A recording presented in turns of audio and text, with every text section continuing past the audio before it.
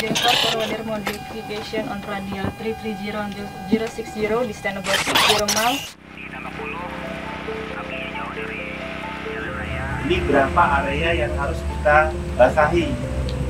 Nah, hari ini cuma bahwa Kalsel itu dalam posisi darurat ruang dan darurat bencana ekologis. Ya akibat waktu kita habis banjir kita kan kemarau ada. Dengan kondisi cuaca ekstrim, Kalimantan Selatan cukup kewalahan. Ini adalah sebuah banjir besar yang mungkin sudah lebih dari 50 tahun. Di sekitar kota Banjarmasin ada pencemaran dari sampah ini kan.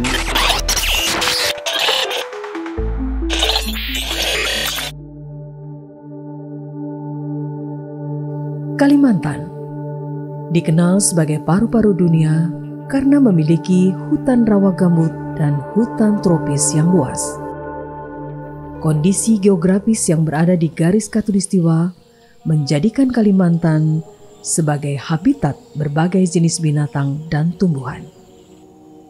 Hutan tersebut merupakan salah satu yang menjadi penghasil oksigen terbesar bagi makhluk hidup. Namun kini semuanya mulai berubah.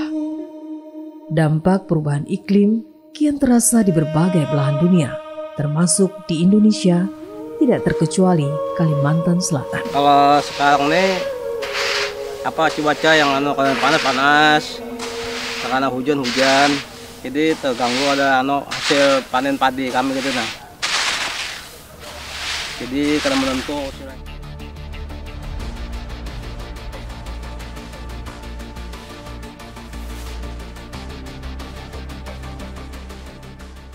Kondisi cuaca secara global itu kita mengetahui adanya fenomena El Nino dan La Nina. Nah, kalau kita lihat lagi di tahun sebelumnya kita berada pada posisi El Nino di mana di situ berdampak pada kekeringan, kemudian kemarau yang cukup panjang.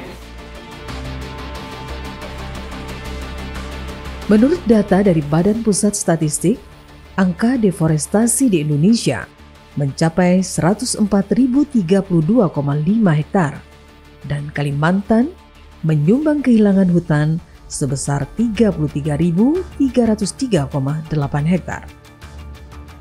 Akibat deforestasi hutan yang begitu masif tersebut, Kalimantan Selatan yang merupakan salah satu provinsi di Pulau Kalimantan kerap dilanda bencana.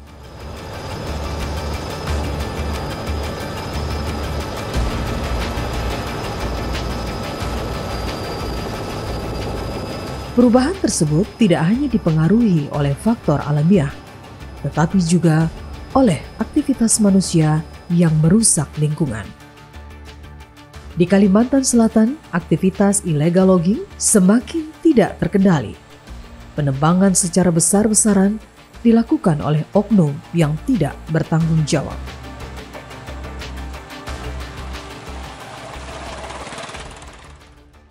Kita jangan terjebak illegal logging hanya pelaku di lapangan, misalnya yang bawa sensor atau yang angkut kayu, ya kan, atau sopir truk. Ini ada yang lebih besar. Aparat penegak hukum harus sadar diri. Kalau enggak, ya akan terulang terus.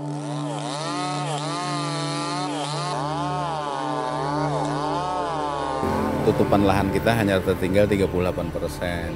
Jadi selama 3 tahun itu lebih dari 20% hilang.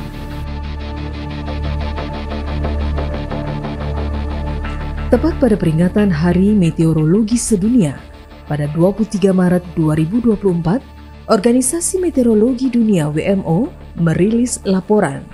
Laporan itu menegaskan bahwa 2023 merupakan tahun terpanas yang pernah tercatat.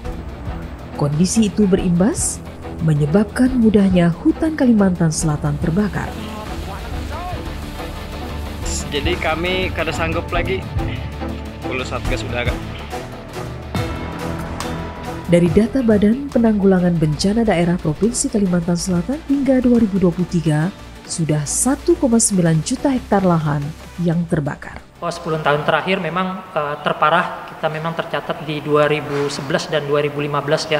Itu jumlah kejadian dan jumlah luasannya memang paling tinggi seperti itu di tahun 2011 dan 2015, karena memang pada saat itu terjadi puncak musim kemarau yang cukup ekstrim atau fenomena El Nino, sehingga potensi terbakar di Kalimantan Selatan itu cukup besar.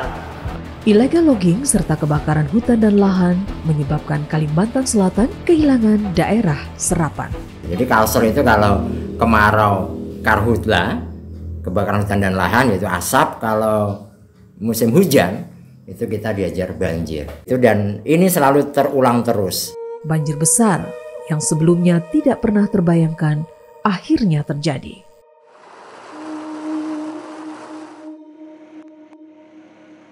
Jadi di hampir 10 kabupaten dan kota ini adalah sebuah banjir besar yang mungkin sudah lebih dari 50 tahun tidak terjadi di Provinsi Kalimantan Selatan. Terakhir saya ingin menyampaikan duka cita yang mendalam.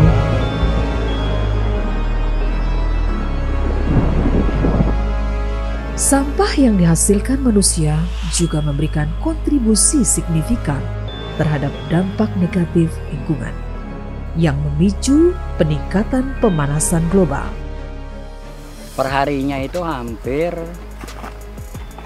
400 ton per hari.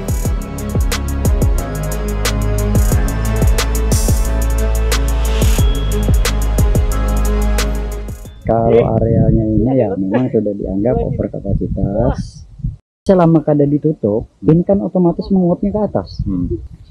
Di sekitar kota Banjarmasin ada pencemaran dari sampah ini kan, dia akhirnya terbawa ke sana.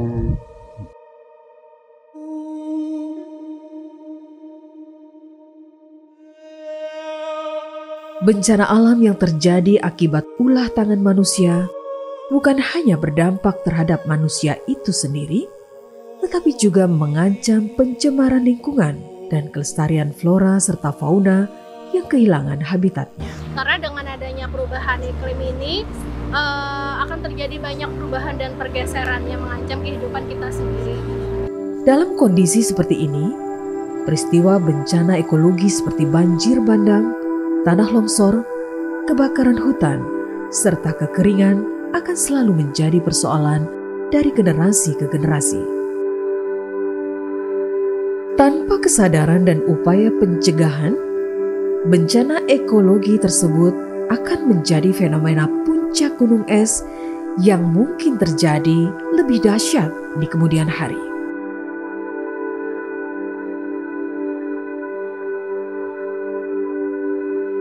Terjadi pembuahan kemarin itu kita menghadapi gempa. Ternyata Kalimantan Selatan ini potensi gempanya ada karena ada lapatan-lapatan lempen. Apa yang perlu kita antisipasi? Satu yang faktor yang kita penting kita antisipasi mitigasinya, Mbak.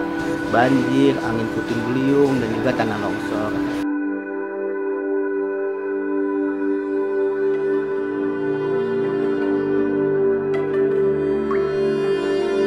Fenomena perubahan iklim ini harus segera direspons secara profesional.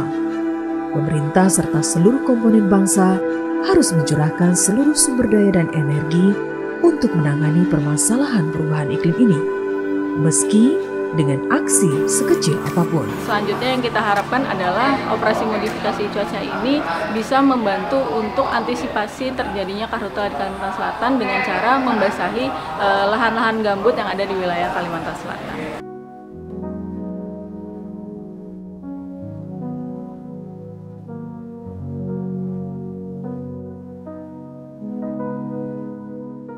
Kegiatan-kegiatan kecil-kecilan seperti ini adalah hal yang bisa kembali menumbuhkan memori kita, insting kita untuk menjaga lingkungan ke depannya.